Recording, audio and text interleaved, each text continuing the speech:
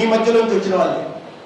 మీ మధ్య నుంచి ప్రధానమంత్రి కొడుకులో లేదా ముఖ్యమంత్రుల కొడుకులో లేదా పెద్ద పెద్ద ఇండస్ట్రియలిస్ట్ వాళ్ళ కొడుకులు కాదు, అంబానీ కొడుకులు అదానీ కొడుకులు చేయరా.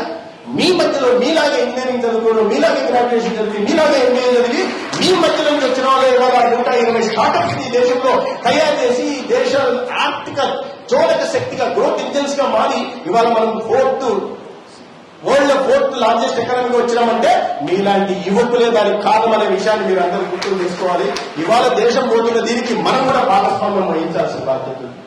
ఇవాళ దేశం అటువంటి సమర్థ నాయకత్వం ఉంది. గతంలో నాయకత్వం ఉండేది కాదు, ఇటువంటి సమర్థమైన నిర్ణయాత్మకమైన చర్యలు తీసుకునే నాయకత్వం ఉండేది కాదు. ఇవాళ అదృష్టవశాత్తు అటువంటి నాయకత్వం మనకు ఉంది కాబట్టి ఆ అవకాశాలు కూడా ఉన్నాయి. ఇవాళ ప్రధానమంత్రి ఎంప్లాయ్మెంట్ జనరేషన్ ప్రోగ్రామ్ ఉంది. దాని కింద you can avail loan up to 50 lakhs or 2 crore startup India కింద విత్ సబ్సిడీ ఆఫ్ 35%. అమ్మాయిలకైతే 35% నేరుగా సబ్సిడీ ఇస్తారు. You avail loan without any surety, without any guarantee ఇవ్వకుండా 35% అంటే 2 కోట్లు లోన్ తీసుకుంటే 30% సబ్సిడీ అంటే 70 లక్షలు మాఫీ.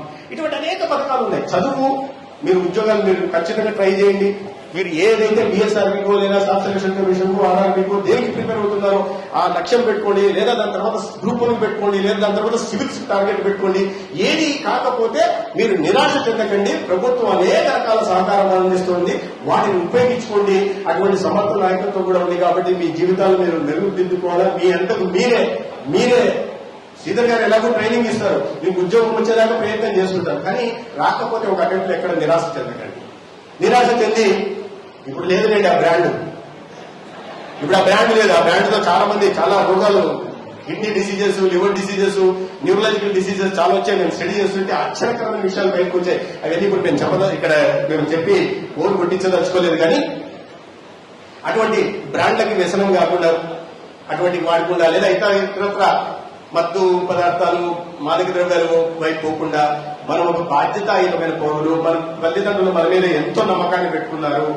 అటువంటి వాళ్ళ నమ్మకాన్ని, ఆశల్ని ఒమ్ము చేయకుండా వాళ్ళకి నచ్చిన విధంగా మనం నడుచుకోవాలి. వాళ్ళ తలెత్తుకుని తిరిగేలాగా సమాజంలో మనం వ్యవహరించాలా.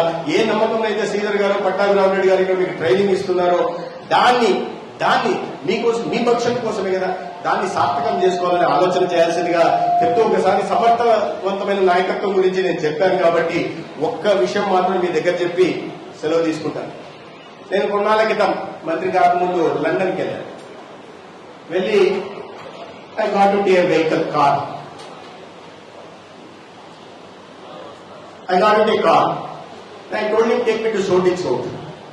He said, do you have postal code? I said, I don't have postal code, but I can give you location. I opened up my phone, then opened location, I gave it to him. He took the phone, he saw Shoreditch, he said, okay, then he gave it back. Then while giving it back, he seems to have pressed my phone. Then automatically, the screensaver photo propped up. By then he gave my phone back. Then again he asked, man, give me that phone back. I said, Deviki, why? He said, no, let me have a look at your phone. I said again, then my friend told me, Anna, Iyaddanna, Telangana friend, Anna, Iyaddanna, you phone తీసుకొని పారిపోతే దేశంగాని దేశం మనమేం చేస్తామన్నాను. నేను చాలా ధైర్యంగా, అరే వాడు 50,000 రూపాయలు ఫోన్ తీసుకొని పారిపోతే వాడు 20 లక్షల కారు ఉంటే అది తీసుకొని మనం ఇండియాకి పారిపోదామని చెప్పి ధైర్యంగా ఫోన్ ఇచ్చాను. ఇచ్చిన తర్వాత ఇది ఆ ఫోన్ లో నేను మోడీ గారితో షేక్ హ్యాండ్ చేస్తున్న ఫోటో ఉంది. మిస్టర్ మోదీ,